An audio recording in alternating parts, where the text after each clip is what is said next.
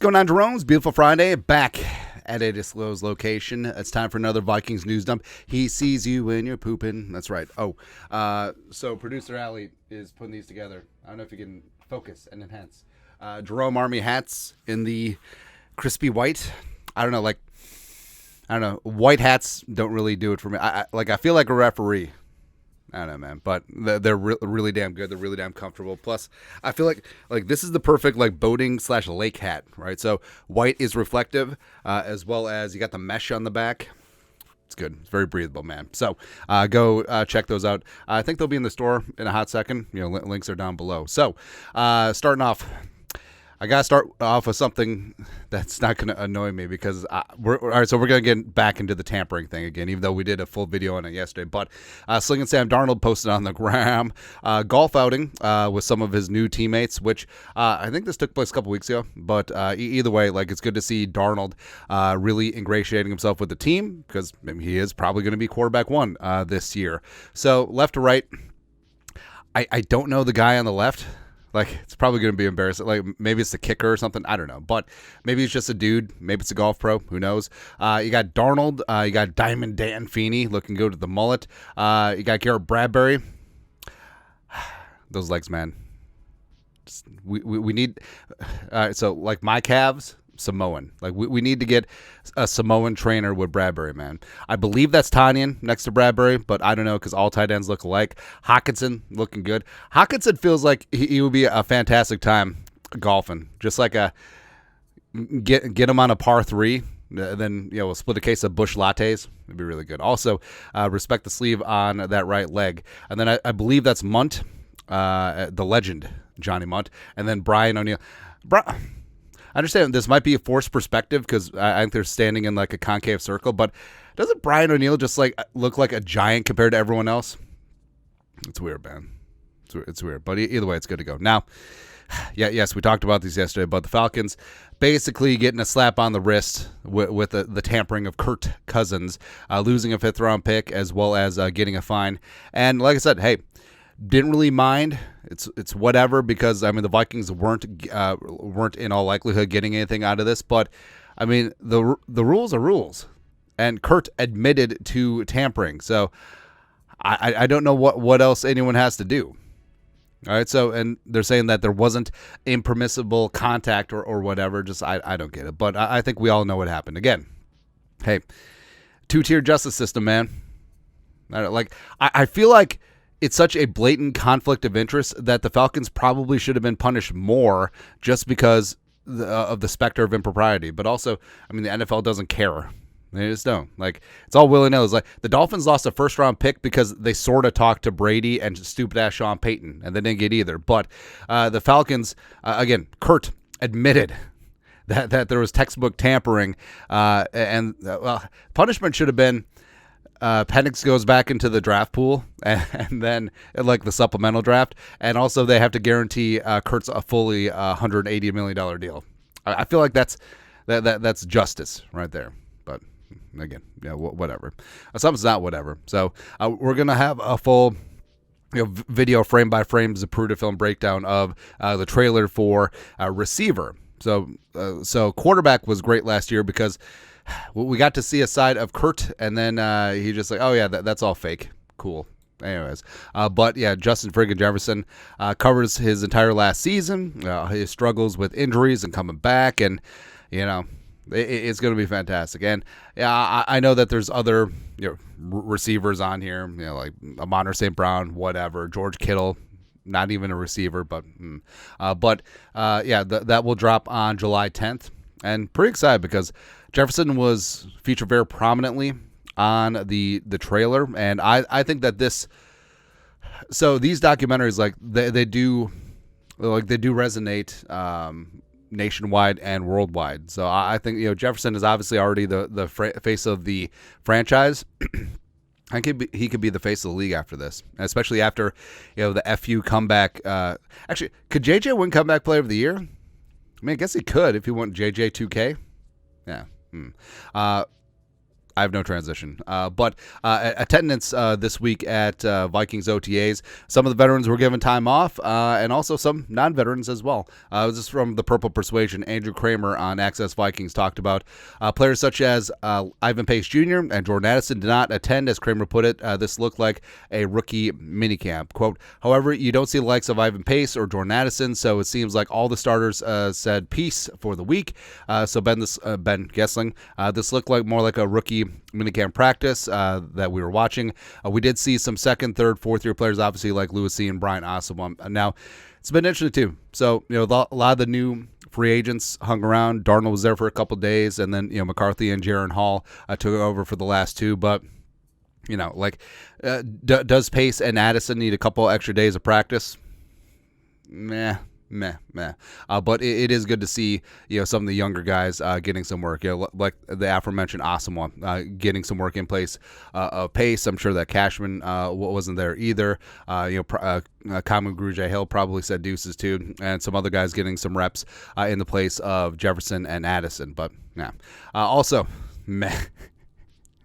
Again, this one shocked me. This one floored me. So Schefter, Jaguars and Trevor Lawrence reached agreement on a 5-year, $275 million extension, including $200 million guaranteed. You just guaranteed Trevor Lawrence, who, I know he came in with a high-ass pedigree coming out of Clemson, but he's been the definition of mid so far throughout his career. You're giving him $250 million fully guaranteed. By the way, that's going escrow. $142 million at signing per source. It's just, the money is insane, but the market is the market, and as more money is available, that's the way the salaries are going. So get used to it. And I will say probably within 7 years there will be $100 million a year player. It's coming very soon for the NBA, even though the NBA CBA is locked with the max deals and stuff. But again, it's such a funny game of leapfrog. So highest paid quarterbacks in the NFL: Joe Burrow, Lawrence, Jared Goff, as well as Justin Herbert. So for the top three in terms of average per season, Burrow, Lawrence, and Jared Goff. One of these things is not like the other. One of these things is way better than the other two. Plus, what's it say? So Tua is next at the dish to get paid, and Brock Purdy is going to be coming up after next season. He'll be eligible for a deal, but of course everything has to come back to Dak Prescott and the Cowboys, right? So Dak is in a position where he can probably leverage $60 million a year. Is he worth $60 million a year? No.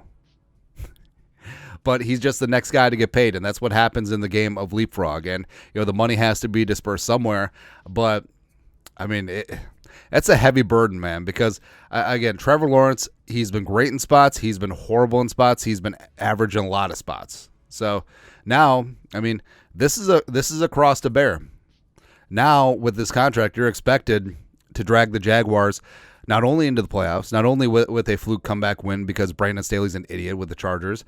Now, you're expecting, hey, You get paid like Burrow, you gotta play like Burrow. You get paid more than Mahomes, you gotta play like Mahomes. You paid more than Josh Allen, you gotta play like Josh Allen. All right, heavy is the head that wears the heavy wallet. Also, it's just like Jared Goff too. It's like, hey, you're making $53 million a year. You can't just be a system quarterback. That's all, man. That could only play indoors. Also, so Pelissero, 6-time Pro Bowl defensive end Calais Campbell is signing with the Dolphins. Sources tell me in Rap Sheet.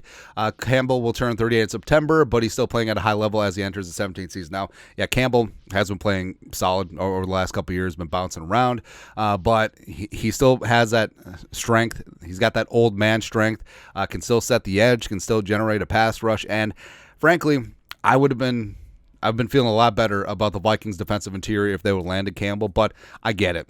Florida, state income taxes. Also, he went to the U, so, that Miami connection is there too. So, I get it, but it's just like, man.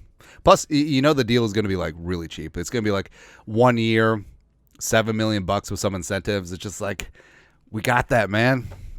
I had that. It's rough.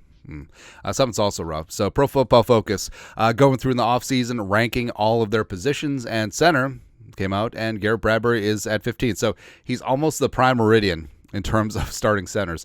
This is what they wrote about Bradbury. As a former first-round pick, Bradbury has been the Vikings starting center since day one, but has struggled to stay healthy in the past 3 seasons, despite his pass blocking grade dropping 50 to 56.8 in 2023. He has averaged a 68.5 run blocking grade over the past 4 seasons. Now, run blocking hasn't been the issue with Bradbury. It's been pass blocking, notably when he gets singled up against a bull rushing defensive tackle or like a nose tackle, and then just gets forklifted into the quarterback's lap. But what's nice about Bradbury? So Bradbury was literally the worst graded center for the first 3 years of his career. Year 4, I mean, he got his ish together, but over the last 3 years, he's had health issues now, and it all goes back to that back injury. So it's rough. Like, you've never met someone who used to have a bad back. Trust me. Having some issues right now myself. But the whole thing with Bradbury is, like, he's a great leader.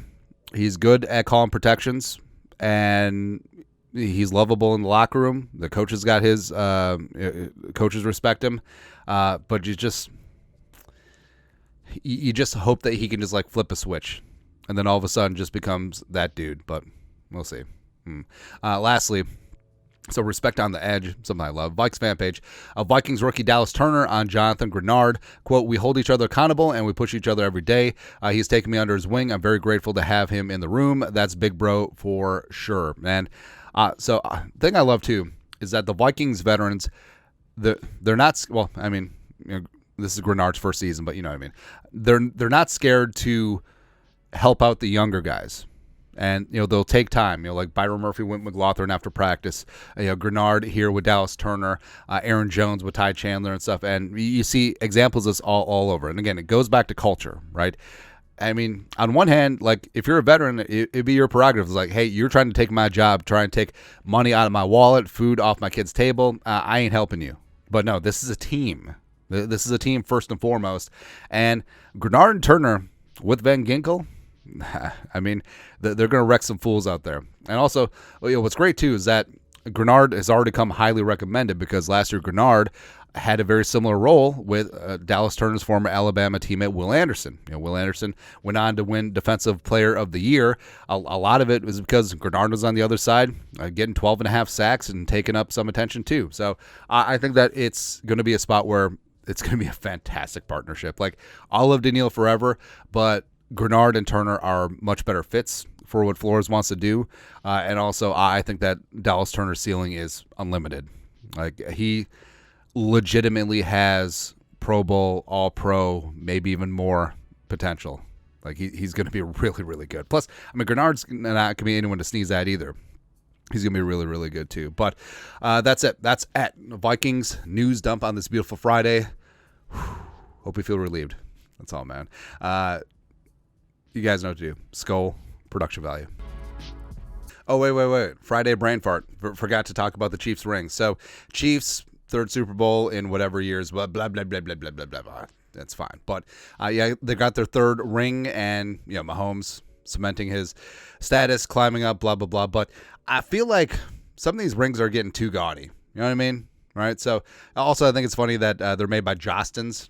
So the same company that did your Jabroni high school ring in the faux gold. Here's to nights that we'll never remember, people that we'll never forget. Whatever. But, I mean, yeah, it's funny that they're making these, because I forget the value. But, I mean, at a certain point, doesn't this become a liability? Like, aren't you scared about, like, losing it? Or Vladimir Putin steals your ring? Or, like, literally, like, these doors, like the hinge. I mean, aren't you scared that that's going to come off? What we're going to do, just take it to the jeweler? Or although I feel like you could pawn this. Like, Rick Harrison from Pawn Stars will be all over this. But, I mean, you're literally having, like, a rural United States ranch house, 3-bed, 2 baths, like, on your finger. Do you have to let it linger? I don't know, man. But either way, good for the Chiefs. Whatever. But soon, baby. Soon. That's right. Anyways, that's it. You know what to do. Skull. Production value again.